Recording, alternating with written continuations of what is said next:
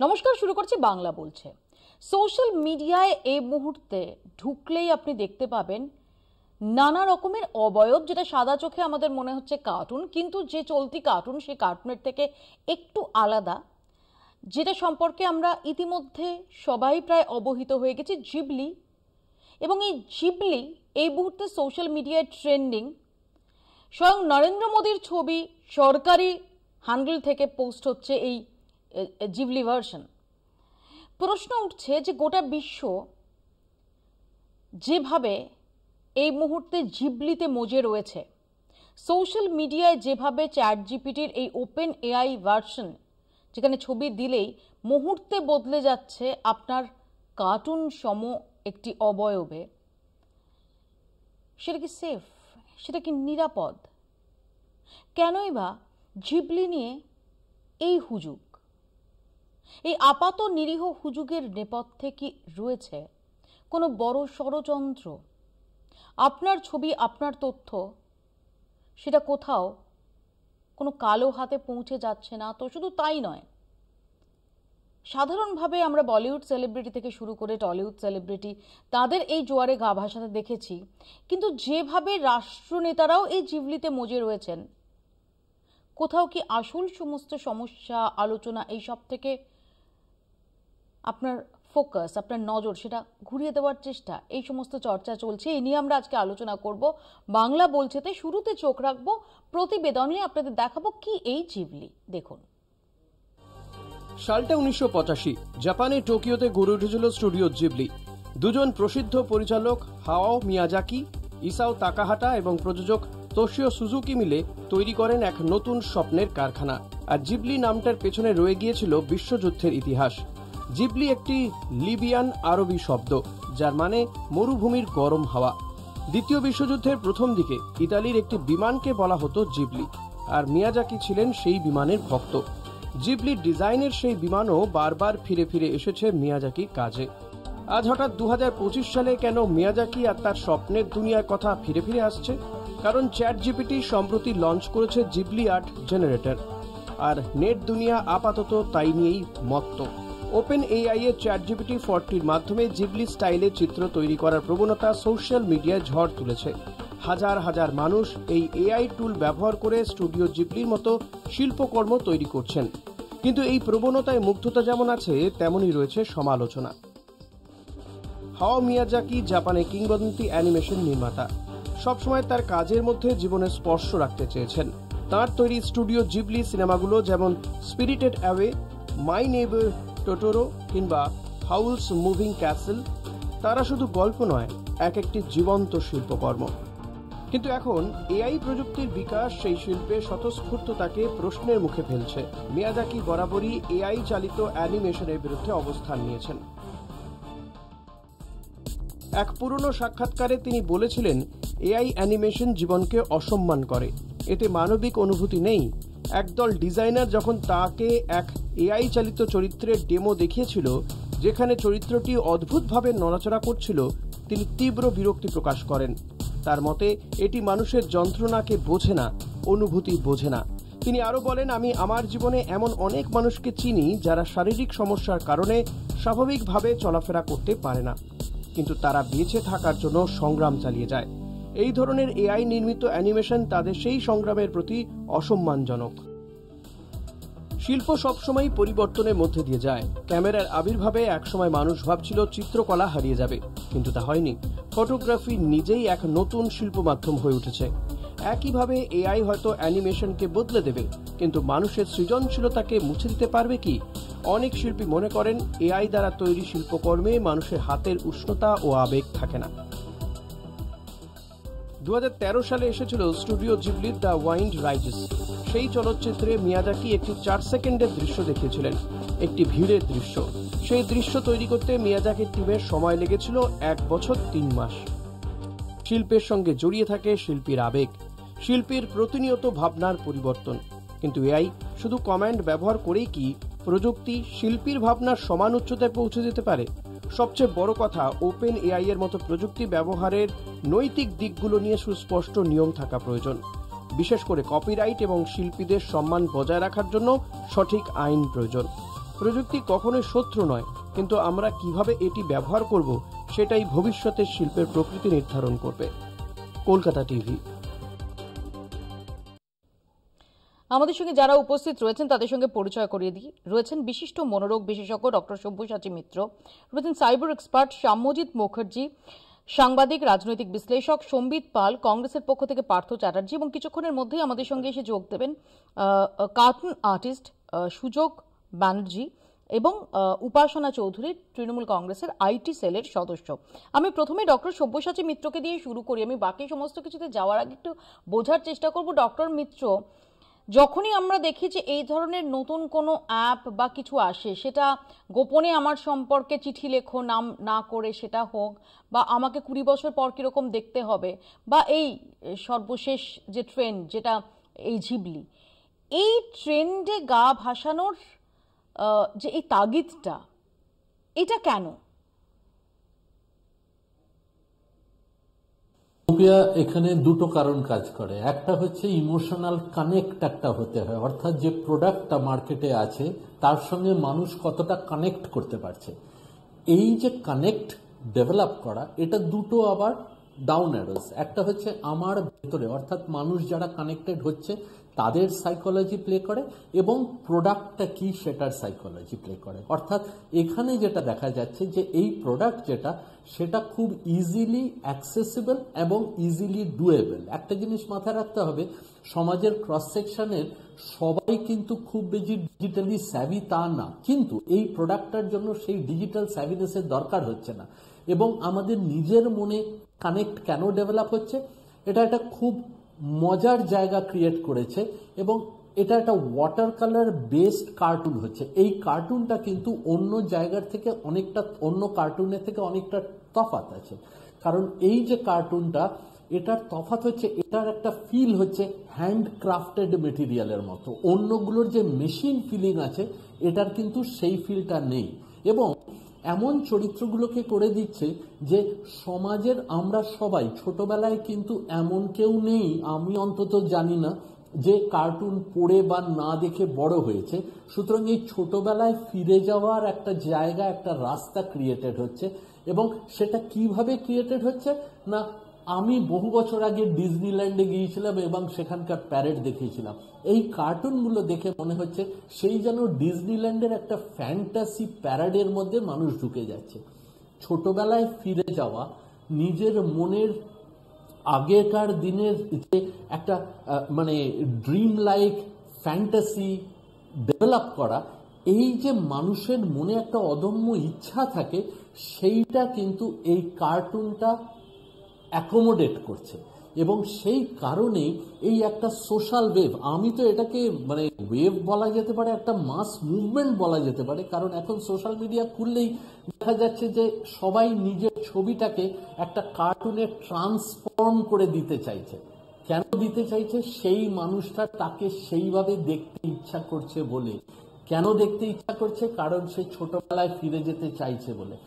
আমাদের প্রত্যেকটা মানুষের প্রচুর স্ট্রেস, প্রচুর কাজের চাপ, দৈনন্দিন জীবনে কিন্তু আমরা মানে জেরবার হয়ে যাচ্ছি।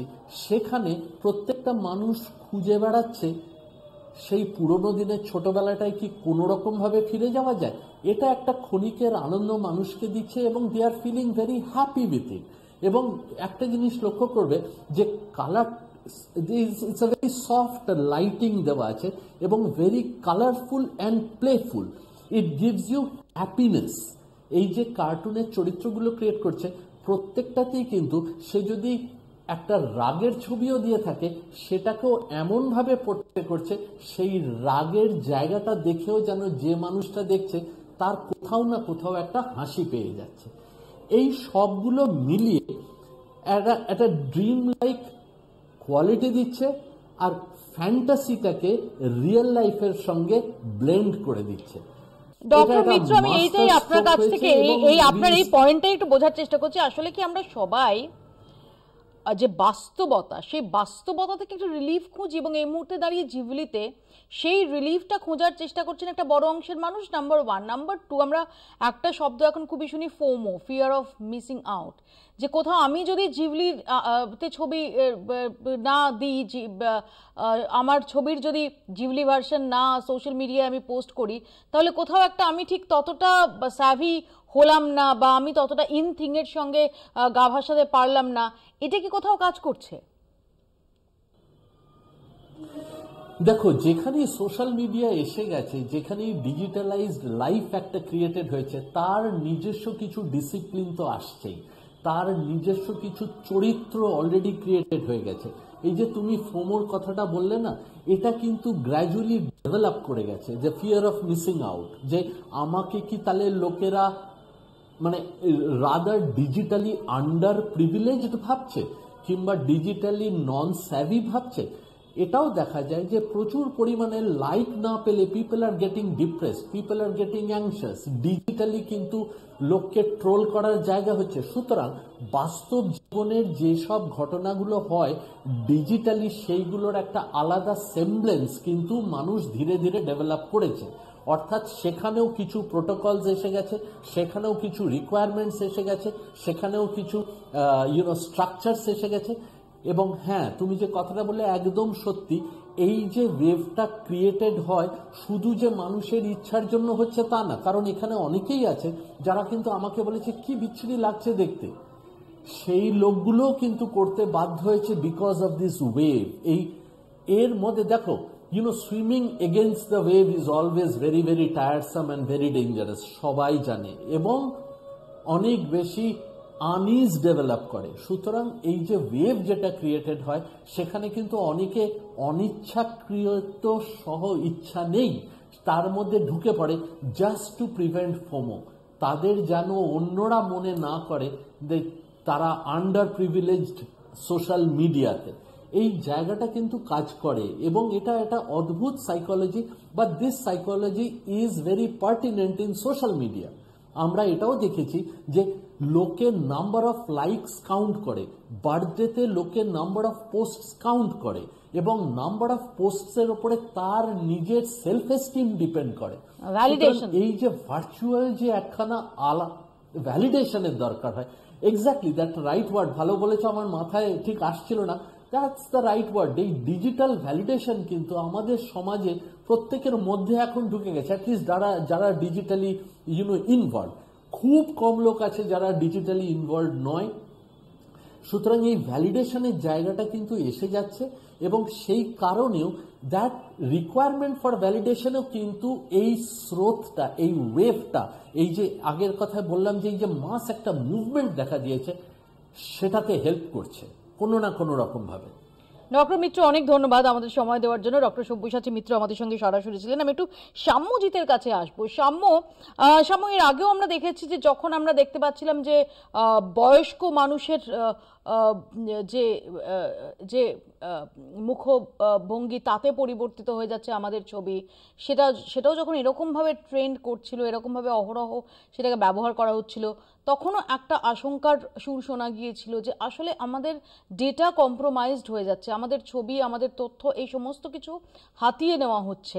এই ক্ষেত্রে জিভলি কি একদমই সাদামাটা নিরীহ জাস্ট চ্যাটজিপিটির একটা ওপেন এআই ভার্সন, নাকি এর নেপথ্যেও এই ডেটা সিকিউরিটির জায়গাটা সেটা কোথাও কম্প্রোমাইজড হচ্ছে, আমাদের ব্যক্তিগত তথ্য সেটা কোথাও কম্প্রোমাইজড হয়ে যেতে পারে?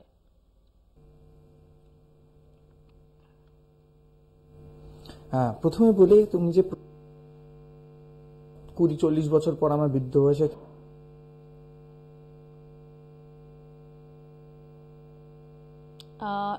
সম্ভব ট্রেনিংটা হচ্ছিল, ওখান থেকেই ফটো এডিটটা আসছিল। এক্ষেত্রে হ্যালো, হ্যাঁ শাম্য, তোমার প্রথম দিকের দু একটা সেন্টেন্স স্পষ্ট শোনা যায়নি, আরেকবার যদি রিপিট করো প্লিজ।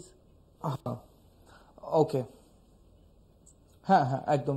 আমরা যখন প্রথম তুমি তুললে যে বৃদ্ধ বয়সে, মানে আমার 40 বছর পর কেমন দেখতে হবে, সেটা একটা সোশ্যাল মিডিয়াতে ডিরেক্ট ট্রেনিং ছিল, এবং ওখান থেকে মানুষ ফটোটা এডিট করতে পারছিল, এবং সেগুলো একটা হ্যাশট্যাগের মাধ্যমে আপলোড হতে পারে, সেখানে কিন্তু একটা হিউজ ডেটাবেস তৈরি হতো।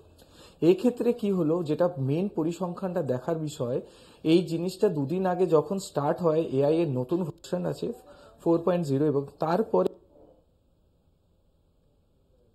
শ্যামর সঙ্গে আমাদের যোগাযোগ বিচ্ছিন্ন হয়ে যাচ্ছে। আমি শ্যামজিদের কাছে আবারও আসবো পরবর্তীকালে, একটু টেকনিক্যাল প্রবলেম হচ্ছে। পার্থদা আমাদের সঙ্গে রয়েছেন। আমি পার্থদা আপনাকে একটু দেখাই যে জাস্ট এই শোটা শুরু করার আগে ইসরায়েল এম্বাসির পক্ষ থেকে এক্স হ্যান্ডেলে একটা পোস্ট করা হয়েছে। কি পোস্ট করা হয়েছে?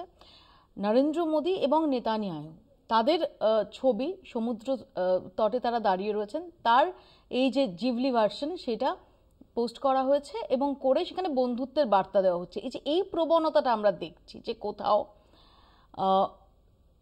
কোথাও আমরা দেখছি রাজনৈতিক স্তরে, কূটনৈতিক স্তরেও এই জিভলি ভীষণ রকমভাবে এই মুহূর্তে ইন থিং।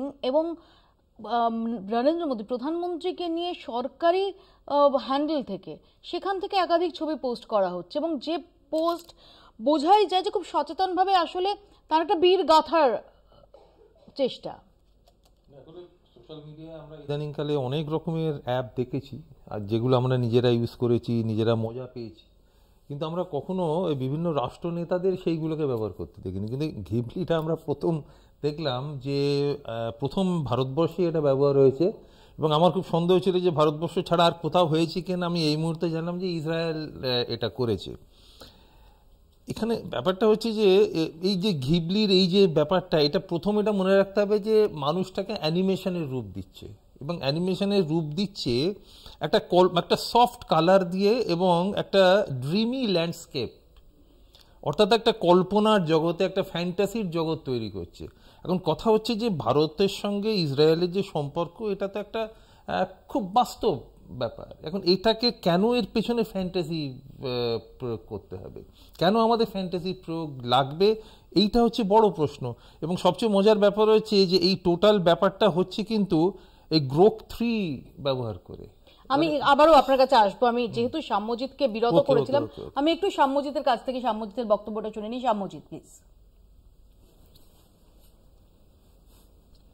হ্যাঁ, এখানে আমাদের যে ফেসবুকে প্রথম যেটা দেখেছিলাম যে 40 বছর পর আমায় কেমন দেখতে লাগছে, এটা ছিল হচ্ছে ফেসবুক থেকে অটোমেটিক ওখান থেকে আমি আমার ফটোটাকে ক্রিয়েট করতে পারবো।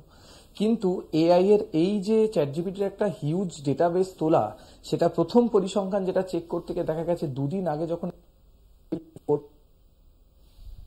সময় কিন্তু ইন্ডিয়া থেকে একদিনে 10 লক্ষ ইউজার তার অ্যাকাউন্ট ওপেন করেছেন চ্যাটজিপিটিতে। এটা ফার্স্ট, তার ভ্যালিড ইমেল আইডি দিয়ে, সেটা হচ্ছে প্রথম। সেকেন্ড হচ্ছে এই যে ফটো 24 ঘন্টার মধ্যে দেখা যাচ্ছে ইন্ডিয়া থেকে 11 মিলিয়ন ফটো আপলোড হয়েছে সেখানে। এবং আরো ভয়ানক যে বিষয়টা হলো, এই এআই নিয়ে আমরা এতদিন বলেছি যে প্রচুর আমরা ইনভেস্টিগেশন কেসে দেখেছি মানুষকে মর্ফ করে দিচ্ছে, মানুষের সাথে বিভিন্ন রকম পর্নোগ্রাফি ভিডিও বানিয়ে ফেলছে, সবকিছু হচ্ছে। তারপরেও আরেকটা ভয়ানক বিষয় হচ্ছে এই ফটোগুলো কিন্তু চ্যাটজিপিটির যে সার্ভার, সেটা কিন্তু ইউএসএ।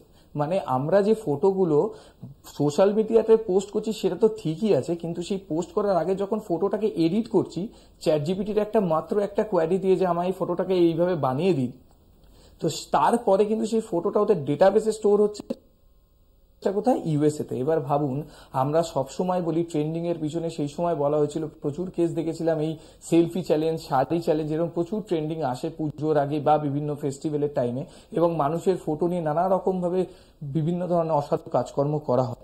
এবং এইখানে যে চ্যাটজিপিটি, এই যে ওপেন এআই, সেখানে একটা ফ্রি ভার্সন, আমি আমাদের নিজেদের সিকিউরিটি হিসাবে ভাবি, সব থেকে চিন্তা করলে দেখা যাবে আজ মার্ক জুকারবার্গ তার নিজের বাচ্চার সাথে ছবি দিলে বাচ্চার মুখে স্টিকার লাগিয়ে দেয়।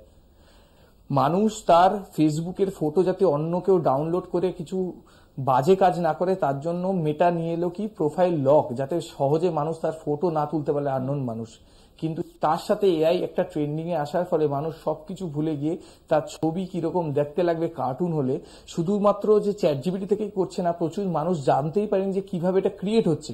অনেকের কাছে কোয়ারি এসছে, আমাদের কাছে এসছে, অনেকে গুগল সার্চ করে যে কিভাবে বানানো যায় দেখে এরকম ফেক প্রচুর ওয়েবসাইট তৈরি হয়ে গেছে উইদিন 2 days, এবং সেখান থেকেও মানুষ এই ধরনের জিনিস আপলোড করছে এবং সেই অ্যাপ্লিকেশনগুলো গুগল থেকে ডাউনলোড করছে, প্রাইভেসি সিকিউরিটি সবকিছু বলে শুধু ট্রেন্ডিং এর পিছনে দৌড়াচ্ছে। এর ফল কিন্তু সহজে এত ইজি পাওয়া যায় না। কখনো ক্ষেত্রে যে সাইবারের অ্যাটাক, আজ আমি ভুল করেছি বলে আজই আমার সাথে অ্যাটাক হবে এরকম বিষয় না, এটাকে আমরা বলি বট টেকনোলজি, বিল অপারেট দেন ট্রান্সফার। তো আজ সেই আমাদের ডেটাগুলোকে দেশের বাইরে কোথাও জমাচ্ছে, কাল সেটা নিয়ে ডেফিনেটলি কিছু না কিছু অপারেট তো হতেই পারে। না হলে একটা ফ্রিতে একটা ট্রেনিং চালিয়ে দিয়ে তাদের পপুলারিটি বাড়ানোর একদিক থাকতে পারে, বাট ডেটাগুলো তো বিক্রি হবে না, বা ডেটাগুলো সেখানে যে সুরক্ষিত থাকবে তাদের সার্ভারে তার কোনো গ্যারান্টি বা কিছু লেখা নেই। কিন্তু আমি আসবো সাম্যজিৎ, একটা ছোট্ট একটা বিরতির সময় হয়েছে, ছোট্ট একটা বিরতির পর এর প্রসঙ্গে আলোচনায় আসবো, কারণ সাম্যজিৎ কিন্তু বুঝিয়ে দিলেন যে এর মধ্যে একটা অশনি সংকেত রয়েছে। এটা একদম নিরীহ একটা ট্রেন্ডে গা ভাসানো নয়, তার ভেতরেও কিছু রয়েছে। ছোট্ট একটা বিরতির পরে প্রসঙ্গে আলোচনায় ফিরছি, দেখতে থাকুন বাংলা বলছে। ফিরে এলাম বিরতির পর, আপনারা দেখছেন বাংলা বলছে। আমরা আলোচনা করছি জিবলি নিয়ে। আমি পার্থদার কাছে আবারও আসবো। পার্থদা, আপনি যে কথাটা বলছিলেন যে যেভাবে আমরা দেখতে পাচ্ছি যে রাষ্ট্রনেতারা তারাও এই জিবলি ট্রেন্ডে গা ভাসিয়েছেন, এমনকি কূটনৈতিক বার্তা দেওয়া হচ্ছে। একদম, আমি সেটাই বক্তব্য যে এটা তো একটা ফ্যান্টাসি ওয়ার্ল্ড আফটার অল। যাই হোক, তো কেন এই মাধ্যমটাকে কেন এই মানে সমস্ত রাষ্ট্রগুলোকে ব্যবহার করতে হবে একটা ভারত ইসরায়েলের মতো সম্পর্ক বা ভারত আমেরিকার মতো সম্পর্ক, এগুলোকে বোঝাবার জন্যে। এখানে মজার ব্যাপার হচ্ছে যে এইটা মানে গ্রক 3 দিয়ে তৈরি, এবং আমরা জানি যে গ্রক ইদানিংকালে গ্রক ভারতবর্ষে কীরকম প্রভাব ফেলেছে। বিশেষ করে সরকারি দল এবং ভারতীয় জনতা পার্টির বিরুদ্ধে মানুষ এই গ্রকটাকে ব্যবহার করে মানে সেখানে প্রশ্ন করলে গ্রক উত্তর দিয়ে দিচ্ছে, এবং যেটা বর্তমানে ভারতীয় জনতা পার্টি এবং কেন্দ্রীয় সরকার দুজনের পক্ষে একটা খুব মাথা ব্যথার কারণ হয়ে যাচ্ছে যে গ্রক এমন উত্তর দিয়ে দিচ্ছে যেটা তাদের পক্ষে খুব সমস্যার কারণ হচ্ছে।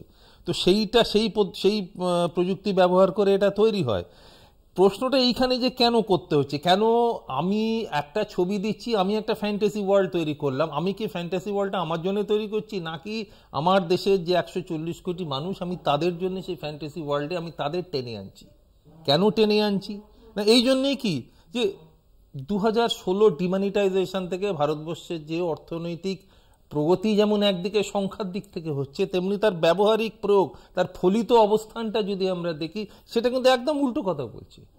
কেন ভারতবর্ষে 6.5 কোটি এমএসএমইর মধ্যে 10%, 65 লক্ষ এমএসএমই বন্ধ হয়ে গেছে, যাতে প্রায় 1 কোটি মানুষ চাকরি হারিয়েছেন, এবং যার ফলশ্রুতিতে আজকে গত 51 বছরের মধ্যে ভারতবর্ষের সবচেয়ে বড় বেকারত্ব এখনো পর্যন্ত চলছে। এবং তার ফলশ্রুতিতে আমরা দেখতে পাচ্ছি যে প্রায় 80 কোটি মানুষকে বিনা পয়সায় রেশন দিতে হচ্ছে, যে সংখ্যাটা অনেকেরই মতে অন্তত 90 কোটি পেরিয়ে যাবার কথা। কেন ভারতবর্ষে যেহেতু 2011 সালের যে 2021 সালের যে সেন্সাসটা সেটা 2022-23-এর মধ্যে করে নেওয়া উচিত ছিল, কিন্তু হয়নি। ভারতবর্ষ পৃথিবীর G20 গ্রুপের একমাত্র দেশ যাদের সেন্সাস হয়নি। আমি এখানটা সম্বিতের কাছে আসবো যে সম্বিত, যখন আমরা দেখতে পাচ্ছি যে এত রকমের সমস্যা, সেই সমস্যার আবহে সরকার তারা এই ট্রেন্ডিংয়ে গা ভাসিয়ে দিচ্ছে। এবং আমি জাস্ট কয়েক বছর আগের যে কমিক বাল নরেন্দ্র, সেটার কথা একটু মনে করাবো, যে যেখানেও দেখা গিয়েছিল যে নরেন্দ্র মোদীকে লার্জার দেন লাইফ, মানে তিনি কম বয়সে তিনি কুমির ধরছেন, এরকম নানান ভাবে নানান রূপে তাকে দেখানো হয়েছিল। এক্ষেত্রে আমরা যেভাবে দেখছি আসলে কি তারই একটা এক্সটেনশন হিসেবে এটাকে দেখা যাচ্ছে যে নির্দিষ্টভাবে একটা লার্জার দেন লাইফ রূপে জনমানসে প্রতিষ্ঠা করার জন্য এই প্রয়াস। হ্যাঁ, এটা এক ধরনের প্রয়াস যে আমি তোমাদেরই লোক, আমি তোমাদের মতোই এই ট্রেন্ডে গা ভাসাচ্ছি সেটা বোঝানো, এবং আমিও ট্রেন্ডি সেটা বোঝানো, এবং সেটাই একজন জননায়ক হিসেবে তিনি প্রতিষ্ঠিত করার হয়তো চেষ্টা করছেন। কিন্তু সেইটা বড় কথা নয়। বড় যেটা কথা সেটা হচ্ছে যে এটার পিছনে যে ধরনের নিরাপত্তা জনিত একটা বিপদ রয়েছে, ডেটা প্রাইভেসির যে প্রশ্ন উঠছে, সেইটাকে কেউ কিন্তু অ্যাড্রেস করছে না। যে কথা সম্মজিৎ একটু আগেই বলছিলেন, আমি তার সাথে একটু যোগ করবো, আমরা কেমব্রিজ অ্যানালিটিকার কথা ভুলে যাইনি নিশ্চয়ই, এবং সেখানেও কিন্তু ফেসবুক থেকে এভাবে বেআইনি ভাবে বিভিন্ন ধরনের ডেটা সংগ্রহ করা হয়েছিল, বহু মানুষের কাছে, মানে কোটি কোটি মানুষের ডেটা সংগ্রহ করা হয়েছিল, সেটা অ্যানালাইজ করা হয়েছিল, এবং এটা অভিযোগ করা হয় যে সেই ডেটা কিন্তু বিভিন্ন দেশে বিভিন্ন রাজনৈতিক দল তারা সেই ডেটা দিয়ে ইলেকশন ম্যানিপুলেট করার চেষ্টা করেছিল এবং ইলেকশন ম্যানিপুলেটেড হয়েছিল এরকম অভিযোগ উঠেছে। এবং সেটাও কিন্তু একই পদ্ধতিতে হয়েছিল যেভাবে আজকে আমরা জিবলির এই ভাইরাল ট্রেন্ড দেখছি। এবং এই যে ছবিগুলো যাচ্ছে, ছবিগুলো অবভিয়াসলি কিছুই ফ্রিতে আসে না, এই পৃথিবীতে কিছুই ফ্রিতে আসে না। কাজে ফ্রিতে আমি আমার একটা ছবিকে ফ্যান্টাসাইজ করে একটা কার্টুন ক্যারেক্টারের মতো দেখাতে পারছি, তো এর পিছনে তো নিশ্চয়ই কোনো একটা কারণ থাকবে। আমরা এখনো জানি না যে চ্যাট জিপিটি বা ওপেন এআই এর তরফ থেকে কোনো রকমের অফিসিয়াল বিবৃতি এখনো দেওয়া হয়নি যে তারা এই ডেটাগুলো নিয়ে কি করবেন। তারা কি নিজেদের এআই মেশিনকে ট্রেন করবেন, সেটা পরিষ্কার নয়। তারা কি এই ডেটা কাউকে বিক্রি করতে পারেন, সেটা পরিষ্কার নয়। তো কাজে এই ডেটাটা কোথাও না কোথাও কোনো না কোনো ভাবে চ্যাট জিপিটি বা ওপেন এআই তারা ব্যবহার করবে। এবং আমরা ভলেন্টারিলি যেহেতু এই ছবিগুলো আপলোড করছি, সেহেতু এখানে ডেটা প্রোটেকশনের জায়গাটাও খুব নড়বড়ে হয়ে যায়। এবং জিডিপিআর এর মতো যে ইউরোপিয়ান ইউনিয়নের যে ডেটা প্রোটেকশনের আইন রয়েছে, যেটাকে একটা বেঞ্চমার্ক হিসেবে ধরা হয়, সেটাকে বাইপাস করার মতো জায়গায় কিন্তু এই ভাইরাল ট্রেন্ডটাকে নিয়ে যাওয়া হয়েছে। সেইখানেই প্রশ্ন আসে যে এখন একজন যদি রাষ্ট্রনায়কের ছবি একই ট্রেন্ডে ভাসিয়ে দেওয়া হয়, তাহলে সেটা এক প্রকারের এন্ডোর্সমেন্ট যে আপনারাও এইটা ইউজ করতে পারেন, কারণ আমি ইউজ করছি, কাজে আপনারাও ইউজ করতে পারেন। এবং অনেকেই সেই ট্রেন্ডে এমনি গা ভাসাচ্ছে।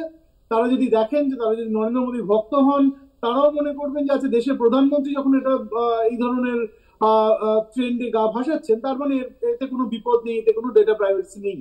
যে প্রশ্নটা আরো গুরুত্বপূর্ণ মৌপিয়া, সেটা হচ্ছে যে আমাদের ভারতবর্ষে যে ডেটা প্রোটেকশন অ্যাক্ট রয়েছে, সেটাও কিন্তু ইউজার্সদের পক্ষে নয়। যে জিডিপিআর এ যেরকম খুব কঠিন একটা বলয় দিয়ে ঘিরে রাখা হয়েছে যে ডেটা প্রোটেকশন অ্যাক্ট অনুযায়ী যারা এই ডেটা কালেক্ট করছে ডিজিটাল প্ল্যাটফর্ম থেকে, তারা কেন করছে, কি জন্য ইউজ করবে, ঠিক যতটা দরকার ততটাই ইউজ করবে, কোথায় স্টোর করছে এবং সেটা কখন ডিস্ট্রয় করবে, সমস্তটা বলা রয়েছে। এবং সেটা ইউজার ফ্রেন্ডলি, ইউজারদের প্রো ইউজার হবে। সেইটা কিন্তু ভারতবর্ষের যে ডিপিডিপি অ্যাক্ট রয়েছে, digital personal data protection act 2023, সেইটা কিন্তু ইউজারদের জন্য খুব একটা সহায়ক নয়। কাজে এই পরিস্থিতিতে দাঁড়িয়ে যে এত লক্ষ লক্ষ ডেটা একটা সার্ভারে গিয়ে জমা হচ্ছে, সেটার কি ভবিষ্যৎ, কিভাবে ইউজ করা হবে আমরা জানি না, এবং সেখানে রাষ্ট্রপ্রধানরা সেটাকে এন্ডোর্স করছেন, সেইটা বেশি বিপজ্জনক। আমি আসবো এই প্রসঙ্গে, আমি সাম্যজিতের কাছেও আসবো। তারা কি সুযোগ বাবু ইতিমধ্যে আমাদের সঙ্গে যোগ দিয়েছেন, আমি সুযোগ বাবুর কাছে যাব। সুযোগ বাবু, আমরা যদি দেখি যে এই মিয়াজাকি এবং তার সতীর্থদের যে ফর্ম অফ আর্ট, যেটা মাঙ্গা, সেটার ক্ষেত্রে যে শ্রম, যে মেধা, যে ইনোভেশন, যে ক্রিয়েটিভিটি যেটার প্রয়োজন হয় এবং যে টাইমটার প্রয়োজন হয়, আমরা এই চ্যাট জিপিটিতে সেটাতে ফেলে জাস্ট কমান্ডের উপর ভিত্তি করে কয়েক সেকেন্ডে সেই ফর্ম অফ আর্টের একটা রেপ্লিকেশন সেটা পেয়ে যাচ্ছি। এটা কি কোথাও আসলে আর্ট এবং আর্টিস্ট তাদের প্রতিও চূড়ান্ত অবিচার এবং অসম্মান নয়? আসলে কি জানেন তো, আমার কথা শুনতে পাচ্ছেন তো, মানে শোনা যাচ্ছে তো? আমরা এখন এমন একটা যুগ সন্ধিক্ষণে দাঁড়িয়ে আছি না, যে সত্যি কথা বলতে কি, হ্যাঁ, আর্টিস্টদের অসম্মান, শ্রমের অবমাননা তো হচ্ছেই, কিন্তু মানে আমাদের সভ্যতা বলুন, টেকনোলজি বলুন, এটা না একটা ওই রকেটের মতো। এটা তো আগুন দিয়ে ছেড়ে দেওয়া হয়েছে, তার ফলে এটা এখন ও ফ্র্যাঙ্কেনস্টাইনের মতো নিজের গতিতে চলছে। এটাকে এইভাবে, মানে আপনি প্রযুক্তি ছাড়া তো আমাদের কোনো অস্তিত্ব নেই আজকের যুগে দাঁড়িয়ে। তো আমি বা কেউই প্রযুক্তিটাকে অস্বীকারও করতে পারবো না। তো সেই জায়গা থেকে একটা, মানে যখনই এআই বা যে কোনো টেকনোলজি একটা শিল্পীর শ্রমের বিকল্প হয়ে দাঁড়াচ্ছে কিছুটা হলেও বা অনেকটা হলেও, সেটা অবশ্যই একটা শ্রমের অবমাননা, খানিকটা ইনসিকিউরিটির জায়গা বা মানুষের কাজ খোয়াবার জায়গা বটেই তো। তবে আমি বলবো যে এটা আমি নিজেও এই যে ছবি, ধরুন যে ছবিগুলো দেখছি বা আমি দেখলাম, ছবিগুলো যখন একটা ছবি থেকে কনভার্টেড হয়ে জিবলি স্টাইলে যে কাজগুলো ছবিগুলো দেখছি, সেটা ধরুন ওই একটা ছবি বানানোর ক্ষেত্রে ওটা একটা স্টাইলের কাজ হচ্ছে, কিন্তু যখন একটা ধরুন প্রোডাকশন হবে কোথাও, সেখানে না এই প্রযুক্তি একটা ছবি আঁকা না জানা লোক, যিনি টেকনিক্যালি স্কিলড নন, তিনি কিন্তু প্রযুক্তি নিয়ে খুব বেশি দূর এগোতে পারবেন না। কাজের ক্ষেত্রে আমি বলছি, স্পেসিফিক্যালি অ্যানিমেশন, এটা তো বেসিক্যালি এটা অ্যানিমেশন ফিল্ম এবং একটা কি বলবো, একটা বিশেষ স্টাইল, তো সেই স্টাইলে ওই প্রযুক্তি কাজে লাগিয়ে, যিনি এই প্রযুক্তিটাকে কাজে লাগাবেন, তিনি কিন্তু কোনো লেম্যান এই প্রযুক্তিটাকে কাজে লাগিয়ে কিন্তু বিশেষ কিছু করতে পারবেন না। এটাও সত্যি কথা। আমি আসবো হয়তো কাজ চালানো, আমি আসবো আপনার কাছে। আমি একটু যেহেতু আলোচনা করছি, সুযোগবাবু অত্যন্ত ইম্পর্টেন্ট একটা কথা বলেছেন, যে হয়তো আমাদের দৌড়, লেম্যান হিসেবে আমাদের দৌড়, হয়তো আমাদের এই ছবিটা, সেই ছবিটার জাস্ট এই জিবলি ফর্ম এটুকুতেই, তাই নিয়ে ফার্দার ক্রিয়েশনের জায়গা সেটা তৈরি করা সম্ভব নয়। এই জিবলি ট্রেন্ডের, যেটা নিয়ে আমরা আলোচনা করছিলাম, জিবলি ট্রেন্ডের হাওয়ার রাজনীতিতেও জিবলিতে মেতেছেন নরেন্দ্র মোদী থেকে শশী থারুর। বিজেপির পক্ষ থেকে অমিত শাহকেও আনা হয়েছে জিবলিতে। কিন্তু এই জিবলি নিয়ে উত্তেজনা কি শুধুই ট্রেন্ড, নাকি এর নেপথ্যে কোনো বৃহত্তর স্বার্থও রয়েছে? দেখুন। হাঁস ছিল সজারু, ব্যাকরণ মানি না, হয়ে গেল হাঁস জারু, কেমনে তা জানি না। জিবলি, জিবলি আর জিবলি। ট্রেন্ডের ঢেউয়ে যেমন মজেছেন নেটিজেনরা, তেমনি সেই ঢেউয়ে অবলীলায় গা ভাসালেন স্বয়ং দেশের প্রধানমন্ত্রী। তবে কেন ঢেউ উঠল? কেন সেই ঢেউয়ে গা ভাসালেন প্রধানমন্ত্রী? কিভাবে সেই ঢেউয়ে ঢাকা পড়ে গেল দেশের গুরুত্বপূর্ণ ইস্যুগুলো? তা ব্যাকরণ মেনে হয়েছে কিনা সুকুমার রায়ের মতো আমরাও জানি না। বর্তমানে দেশ নানা গুরুতর সমস্যার মুখোমুখি। বেকারত্ব, মূল্যস্ফীতি, স্বাস্থ্য ব্যবস্থা ও শিক্ষাক্ষেত্রে সংকট। কিন্তু এই গুরুত্বপূর্ণ বিষয়গুলোর পরিবর্তে রাজনৈতিক নেতারা ব্যস্ত রয়েছেন জিবলি ট্রেন্ড নিয়ে। কেন্দ্রীয় সরকারের পক্ষ থেকে প্রধানমন্ত্রী নরেন্দ্র মোদীর বিভিন্ন ছবি জিবলি স্টাইলে তৈরি করে এক্স হ্যান্ডেলে প্রচার করা হয়েছে। সেই ছবিগুলোর মধ্যে রয়েছে তার তিরঙ্গা পতাকা হাতে ছবি, ডোনাল্ড ট্রাম্প ও ইমানুয়েল ম্যাক্রনের সঙ্গে সাক্ষাৎ, মিলিটারির পোশাকে নরেন্দ্র মোদী এবং রামলালার সামনে প্রণাম করার মুহূর্ত।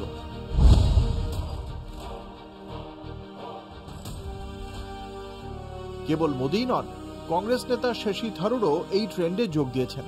তিনি জানিয়েছেন তার সমর্থকরা তাকে জিবলি স্টাইলে তৈরি করা ছবি পাঠিয়েছেন, যা দেখে তিনি অভিভূত হয়েছেন। প্রধানমন্ত্রী যখন জিবলি ট্রেন্ডে ব্যস্ত, তখন থেমে নেই বিজেপিও। বিজেপির তরফে অমিত শাহর ছবি জিবলির আদলে পোস্ট করা হয়েছে, যার ক্যাপশনে লেখা পাক অধীনস্থ কাশ্মীর বা পিওকে আমাদের। অর্থাৎ ট্রেন্ডের ব্যবহার করে রাজনৈতিক ফায়দার খেলায় পুরো দমে বিজেপি। কিন্তু প্রধানমন্ত্রী যখন ট্রাম্পের সঙ্গে জিবলি ট্রেন্ডে ছবি ছাড়ছেন, তখন আমেরিকার তরফে ট্যারিফ নিয়ে হুঁশিয়ারির পারদ চড়ছে। এমনকি 2রা এপ্রিল ট্যারিফ চাপানোর কথা আমেরিকার, আর তার একদিন আগেও মার্কিন প্রশাসনের তরফে কৃষি পণ্যের ওপর ভারতের অত্যাধিক শুল্ক নিয়ে হুঁশিয়ারি দেওয়া হচ্ছে। প্রধানমন্ত্রী যখন আবারও রামলালার সঙ্গে ছবি, বাছুরের সঙ্গে ছবি শেয়ার করে নিজের ধর্মীয় অবস্থান বজায় রাখলেন, তখনও ঈদের আগে দেশ জুড়ে বিভিন্ন জায়গায় নামাজ পড়ায় প্রশাসনিক হস্তক্ষেপ করা হচ্ছে। প্রধানমন্ত্রী যখন সেনার সাজে জিবলি ট্রেন্ডে গা ভাসালেন, তখন মণিপুর, নাগাল্যান্ড, অরুণাচলে আফস্পার ক্ষমতা বাড়ানো হচ্ছে। যখন এই ট্রেন্ডে গা ভাসাচ্ছেন হাজার হাজার নেট দুনিয়ার নাগরিক, তখন প্রশ্ন একটাই, এই গা ভাসানোর নেপথ্যে আসল সমস্যাগুলো থেকে মুখ ঘোরানোর খেলা নেই তো? সেলিব্রিটি থেকে রাজনৈতিক নেতারা সবাই যখন জিবলি জিবলি করছেন, তখন সাধারণ মানুষের সমস্যার কথা হারিয়ে যাচ্ছে না তো? যখন দেশে অর্থনৈতিক মন্দা, কৃষকদের দুর্দশা এবং সাধারণ মানুষের জীবনযাত্রার মান ক্রমশ নিচে নেমে যাচ্ছে, তখন রাজনীতিবিদরা কেন এসব গুরুতর বিষয়কে এড়িয়ে জিবলি ট্রেন্ডে ব্যস্ত? সরকার এবং রাজনৈতিক নেতারা কি জনগণের প্রকৃত সমস্যার পরিবর্তে কেবল চিত্রনাট্য ও ট্রেন্ড নিয়েই ভাবছেন? আসলে ওই ছিল রুমাল, হয়ে গেল একটা বেড়াল। অমনি বেড়ালটা বলে উঠল, মুশকিল আবার কি? হযবরলাতে বেড়াল অবশ্য যুক্তি দিয়ে বলেছিল, এরকম ঘটনা হামেশাই ঘটছে, দেশের অবস্থা নিয়েও কি একই যুক্তি? যাবতীয় সমস্যা, অর্থনৈতিক অবনতি থেকে সাম্প্রদায়িক রাজনীতি, সেসব হামেশাই হচ্ছে। তাই সমস্যার কথা না ভেবে জিবলি নিয়ে মেতে উঠেই ক্ষণিকের শান্তি পাচ্ছে জনগণ। রাজনৈতিক নেতাদের ইন্ধনও বাড়ছে পাল্লা দিয়ে। সোশ্যাল মিডিয়ার যুগে ট্রেন্ডে গা ভাসাতে হয়, নয়তো পিছিয়ে পড়তে হয় গোছের মানসিকতা কাজ করে। তবে সেই ট্রেন্ডের প্রচার যখন সরকার থেকে সেলিব্রিটি সবাই মিলে পুরো দমে শুরু করে, তখন প্রশ্ন জাগে, ট্রেন্ডগুলো কি তবে নেট দুনিয়ার এই পিছিয়ে পড়ার ভয়কে কাজে লাগিয়ে জনগণের দৃষ্টি ঘোরানোর একটি কৌশল? কলকাতা টিভি। যোগ দিয়েছেন তৃণমূল কংগ্রেস আইটি সেলের সদস্য উপাসনা চৌধুরী। আমি উপাসনার কাছে আসবো, তার আগে সাম্যর কাছে আমি আরো একবার চলে যাব। সাম্য, তাহলে তোমার সাজেশন কি হবে যারা এরকম ভাবে কোনো কিছু না দেখে ঝাঁপিয়ে পড়ছেন এই ট্রেন্ডে গা ভাসাতে, তাদের জন্য?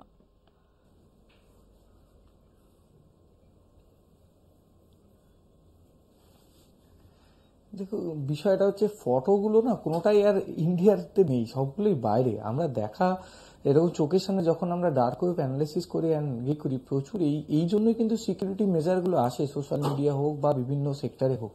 কিন্তু এইখানে যেভাবে মানুষ এত পরিমাণ একসাথে সবাই আপলোড করতে শুরু করেছে এবং সেইগুলো পোস্ট করতে শুরু করেছে, এই যে একটা হিউজ ডেটাবেস, এই ডেটাবেসের সিকিউরিটি বা তার এগেনস্টে যে কোন রকম মেজরিটি বা তার যে মানে প্রোটেক্টিভ ভাবে রাখার যে বিষয়বস্তু, কোনোগুলোই ডিক্লারেশন দেয়নি চ্যাটজিপিটি বা কোনো ওপেন এআই। এই যে এখানে একটা সামান্য জিনিস এক্সাম্পল দিয়ে বলতে পারি, যে কোনো মানুষ, আমরা কিছু মাস আগেও দেখেছি প্রচুর কেসে ডিপ নোট একটা এসেছিল মার্কেট, ওটাও এআই বেসড। একটা মানুষের জাস্ট একটি ছবি 40 সেকেন্ডে তার জামাটাকে উইথড্র করে দিচ্ছে, মানে কতটা ডেঞ্জারাস এই জিনিসটা। সেই প্ল্যাটফর্মে দিনের পর দিন, মানে লাস্ট 2 দিন ধরে মানুষ সেই আপলোড করে যাচ্ছে, এবং যারা বুঝতে পারছে না তারা ইউটিউব হচ্ছে, এবং প্রচুর ব্লগারদেরও দেখছি তারা কিভাবে এই ফটোটা বানাবে সেটা নিয়ে ভিডিও করে যাচ্ছে। মানে এই যে হিউজ একটা মানুষের মধ্যে এটাকে ছড়িয়ে পড়ে যে করতেই হবে, এবং সব ধরনের ছবি, ফ্যামিলির সাথে হোক যাই হোক সবকিছু। একটাই শুধু দেখার জন্য বলবো যে আজ কিন্তু ফেসবুকের ফাউন্ডার মার্ক জুকারবার্গও কিন্তু নিজে যখন আপলোড করে কোনো ছবি, তার বাচ্চা এবং বাড়ির পরিবারের মানুষের মুখের সামনে স্মাইলি দিতে, এটার জন্য কিন্তু একটা সিকিউরিটি মেজার আছে। মানুষ সেটা ভুলে গিয়ে যদি নিজেকে এই সব আপলোড করে খুব নিজেকে টেক স্যাভি মনে করতে শুরু করে, তাহলে এই ছবির অ্যাকশন আগামী কয়েক বছরের মধ্যে মানুষ পাবে। এইগুলো থেকে ট্রেন্ডিং এ মানুষ এই ডিজিটাল যুগে গা ভাসালে তার পরিণতি যে কতটা ভয়ানক হতে পারে কিছু কিছু কেসের ক্ষেত্রেই আমরা দেখতে পেরেছি। সুতরাং এইগুলো থেকে বিরত থাকতে হবে। মানে এই সব জিনিসে যে মুহূর্তে আমি আমার ফটো আপলোড করে দিচ্ছি, মানে ফটো একটা কত ইম্পর্টেন্ট জিনিস, আর পুরো দেহ স্ট্রাকচার যে কোনো কিছু করে দিতে পারে এআই, মানে এআই এতটাই অ্যাডভান্স। সুতরাং এইখান থেকে যতটা দূরে থাকা যাবে ততটাই সেফ।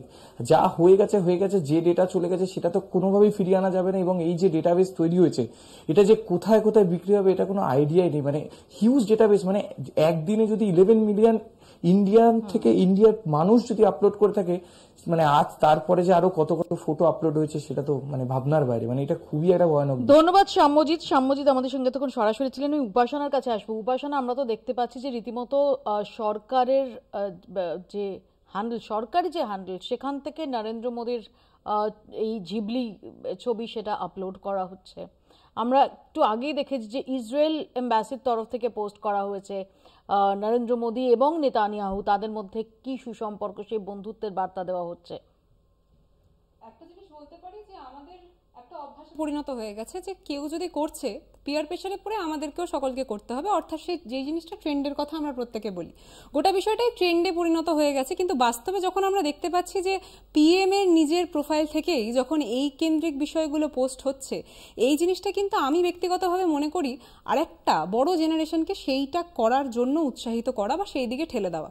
যেই কথাটা আমার পূর্ববর্তী বক্তা বলছিলেন যে গোটা বিষয়টা কিন্তু একটা সিকিউরিটি হ্যাম্পারের কথার দিকেও কিন্তু আমরা প্রত্যেকে এগিয়ে চলেছি। কারণ যে ফটোগুলো আমরা দিচ্ছি বাস্তবে তো সেইগুলো ভীষণভাবে ব্যক্তিগত। সেই ব্যক্তিগত জায়গাটা আমরা খুব সাধারণভাবেই একটা এআইকে বা একটা চ্যাট জিপিটির একটা গোটা প্ল্যাটফর্মকে তাদের হাত অব্দি তুলে দিচ্ছি। এবং খুব আশ্চর্যজনকভাবে এই জিনিসটাতে পূর্ণ সমর্থন জানাচ্ছেন প্রধানমন্ত্রী, এবং প্রধানমন্ত্রী যারা গোটা সোশ্যাল মিডিয়াটা দেখেন তারা এন্ডোর্স করছে একদম। এবং এই বিষয়টা আরেকটা জিনিস ভাবার বিষয় মৌপিয়াদি, কারণ যখন এই বিষয় নিয়ে প্রধানমন্ত্রীর অ্যাকাউন্ট থেকে একটা কার্টুন পোস্ট হচ্ছে এবং সেই দিকেই হয়তো ক্রমাগত নিউ জেনারেশনরা এগিয়ে যাচ্ছে, তখন কিছু মূল উদ্দেশ্য কিছু মূল জিনিসগুলো থেকে আমাদের প্রত্যেককেই কিন্তু সরিয়ে রাখা হচ্ছে। অর্থাৎ বারবার আমি একটা কথা বলে থাকি যে বিজেপির মূল যেই স্ট্র্যাটেজিটা, সেটা কিন্তু মূল উদ্দেশ্য, যেই লড়াইটা আমরা প্রত্যেকেই করে থেকেছি, সেটা হচ্ছে খাবারের লড়াই, পেটে কিভাবে ভাত তুলবো সেই লড়াই থেকে আমাদেরকে ডিস্ট্র্যাক্ট করে অন্য কেন্দ্রিক লড়াইতে ঢুকিয়ে দেওয়ার। আগেও দেখেছি ধর্মকেন্দ্রিক রাজনীতি, এখনও সেই জিনিসটা চলছে। 2026-এ সেটাই ওদের মূল এজেন্ডা, সেটাও স্পষ্ট। কিন্তু হঠাৎ করেই এখন যখন এত ইস্যুতে কথা বলার বিষয় আছে, তখন কলকাতা টিভির মতো একটা চ্যানেলকে গিবলি নিয়ে কিন্তু একটা প্রোগ্রাম করতে হচ্ছে। এই জিনিসটা বাধ্য করছেন কিন্তু স্বয়ং প্রধানমন্ত্রী। এইটা দেখার বিষয়, কারণ এই দিকে যখন আমাদেরকে গোটা ফোকাসটা ঘুরিয়ে দেওয়ার চেষ্টা করা হচ্ছে, সেটা কোন কারণে করা হচ্ছে, সেটা কিন্তু একটা বড় মূল উদ্দেশ্য বলে আমি মনে করি। এবং এই গোটা বিষয় যদি শুধরে দিই যে কলকাতা টিভি এই টপিকটা নির্বাচন করেছে ফোকাস শিফট করানো থেকে ফোকাসটাকে সরিয়ে একদম একদম না, আমি ওটাই বলতে চাইছি যে এটা একটা মূল উদ্দেশ্য এখন হয়ে দাঁড়িয়েছে বলেই কিন্তু আমাদের এত বড় একটা চ্যানেলকে এই বিষয় নিয়ে একটা কথা বলতে হচ্ছে। আমি সেই জিনিসটাই বলতে চাইছি যে কলকাতা টিভি যেই সচেতন নাগরিক, প্রত্যেকটা নাগরিককে এই গোটা বিষয়টার ব্যাপারে অবগত করছে, এটা কিন্তু ভীষণভাবে দরকার ছিল। আমি এখানে সম্বিতের কাছে খুব সংক্ষেপে আসবো। এমনকি সম্বিত, সাম্যজিৎ যখন যে কথাগুলো বলছিল, আমরা ইভেন দেখেছি যে একাধিক সেলেব যারা হয়তো তাদের যে পার্সোনাল লাইফ বা তাদের লাভ লাইফের ছবি তারা এমনিতে সামনে আনেননি, তারাও কিন্তু জিবলি ফর্মে সেই ছবিগুলো পোস্ট করছেন। অর্থাৎ যে প্রিভেসি, সেই প্রিভেসিকে কম্প্রোমাইজ করার ক্ষেত্রটা তাদের মাথাতেই আসছে না।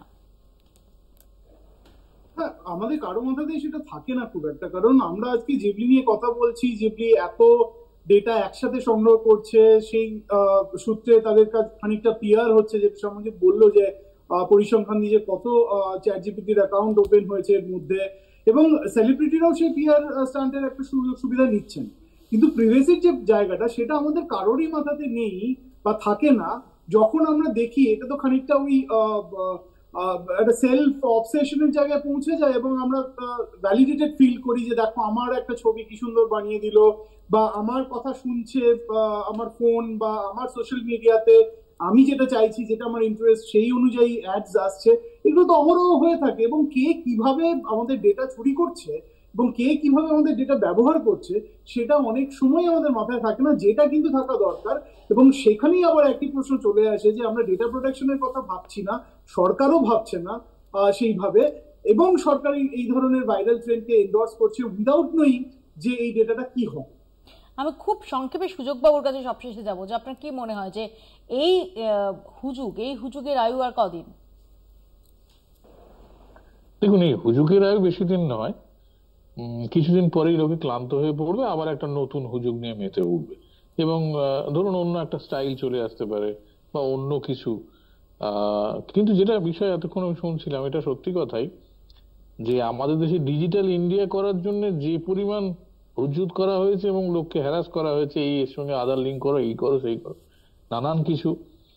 এবং আশ্চর্যজনকভাবে আমারই একটা ডকুমেন্টস আমি আমার আধার বা ফোনের সঙ্গে আমি দেখলাম, এই কিছুদিন আগে দেখছিলাম, সেটা লিঙ্ক করে দেবে বলে 1000 টাকা করে নিচ্ছে লোকের কাছ থেকে, মানে অনলাইনে জমা করতে হচ্ছে।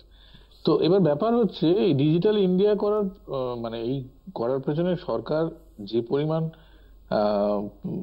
প্রচার এবং ঢাকঢোল পিটিয়েছে এবং যা কিছু করেছেন, যখন লোকের এই অনলাইনে টাকা উধাও, মানে ডিজিটাল যারা টাকা ফ্রড করছেন, টাকা চুরি করছেন, এই আমাদের বিভিন্ন উড়ো ফোন আসে, অ্যাকাউন্ট থেকে টাকা হ্যাক হয়ে যায়, অ্যাকাউন্ট হ্যাক হয়ে যায়, টাকা চুরি হয়ে যায়, সেগুলো প্রোটেক্ট করার জন্য সরকার কি ব্যবস্থা করেছেন? কিছু করেন। আমাদের সময় একদম শেষ, আমাদের এখানেই শেষ করতে হচ্ছে। আমরা সুযোগবাবু বললেন যে এই জিবলির আয়ু হয়তো আর বেশি নয়, কয়েকদিন, কিন্তু তারপর অন্য কোনো হুজুগ চলে আসবে যে ট্রেন্ডে আমরা গা ভাসাবো।